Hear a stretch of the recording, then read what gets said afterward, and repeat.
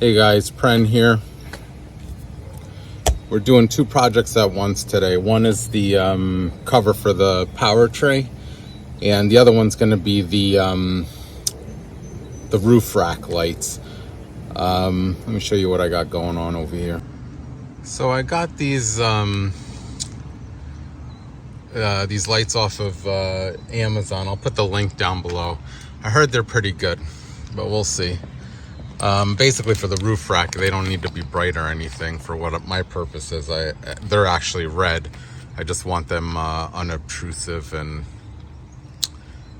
kind of mellow when we're sitting and camping. I'm going to use these 45-degree brackets to angle the lights downwards, but the way this roof rack is,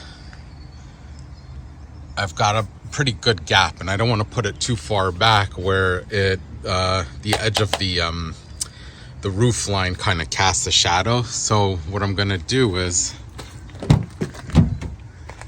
I'm going to cut this up and use this as basically an extender. I'll paint everything black, and I'm going to sheet metal screw it into the rack here, so I'll center it, and it'll push this out a bit. Then I'll use the angle brackets and then the light, and hopefully it'll come out enough where this roof line's not going to cause a shadow, and I'll be able to illuminate the ground pretty good. Now again, this roof rack is nothing special. It was off of eBay. It was a knockoff. Wasn't a Prinsu or anything, so that's why I have no problems cutting this thing up and screwing into it and such.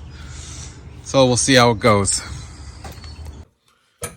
Hey guys, this is day 2 or so of the roof rack light install, camping light install. We're in the inside, we're in my basement. This is the in the house workshop here, and what I'm going to do is I had purchased this wiring harness from Nylite, I believe that's how you pronounce it, or Neil Light, I don't know how you pronounce that. Anyways, and I'm gonna basically cut this up in order to make the harness for the roof rack lights. And I have a new plan on how to mount those on the orientation, which I'll show you when we get there. Alright guys, so right now I have my 2 connections because there's going to be two rock lights serving as the roof rack camp lights at each location on each side of the roof rack. So that's why I needed 2 positives and 2 negatives. So right now I put the female connectors on them, and I heat shrink the wires. Now I'm going to put 1 large heat shrink over all of this to ensure it's watertight. And then we'll also on the actual lights, when we attach these, we're going to put another heat shrink to make everything closed up. So now this side's done, and this is the driver side.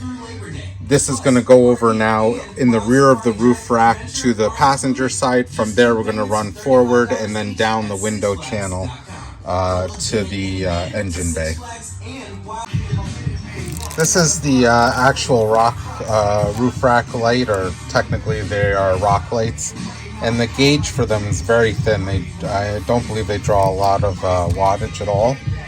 So I'm actually going to change this. These were pretty thick wires. These were, I believe, at least 14 gauge-ish. See if I can see the end here.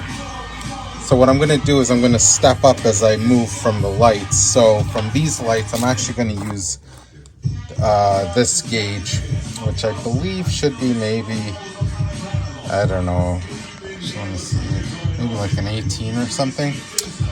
And then the roof, the lights, they're going to merge. We're going to go again the same pattern. We're going to go from the driver's side, back of the roof rack, to the passenger side. 4 lights, 2 here, 2 here, and they're going to be positioned outwards but down to illuminate the sides of the truck. And then from there we're going to step up to this larger gauge. I think that's the way I'm going to do it. So we'll see how it goes.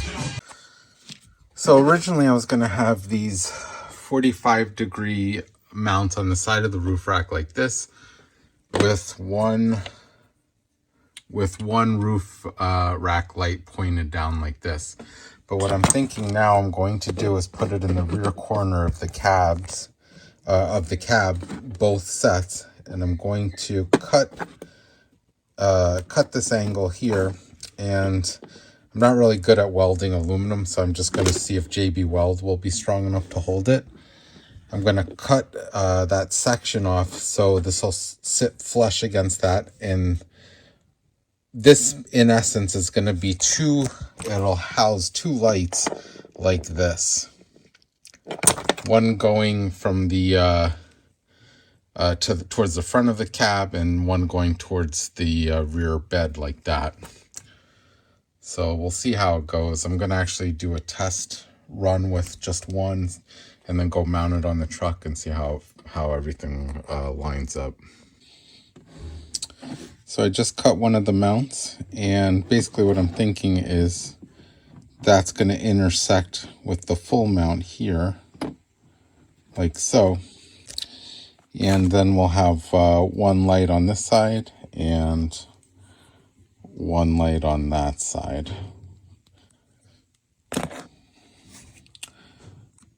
I'll try and stick everything on once it's done and show you guys. So I brought down a motorcycle battery just so I could test these lights to see how bright they are. They are super bright. I don't think anybody in a campsite is going to appreciate these as their camping lights. They are red, but they are incredibly bright. I'm going to show you guys in a second. I don't know if it'll show up on the camera. But I would suggest if you are going to use these lights, they are Yonidas. They were dirt cheap. I think I can't remember if I got like 8 of them or something, and it was extremely cheap. I'll put the link to them in the description. But if you are going to use them,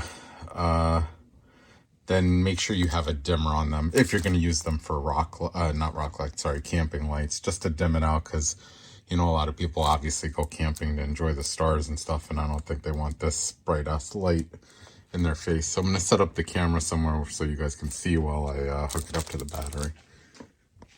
So right now they're on, and they're on with these super bright lights I got to light up the basement a little bit. So let me just shut off one of these lights and see.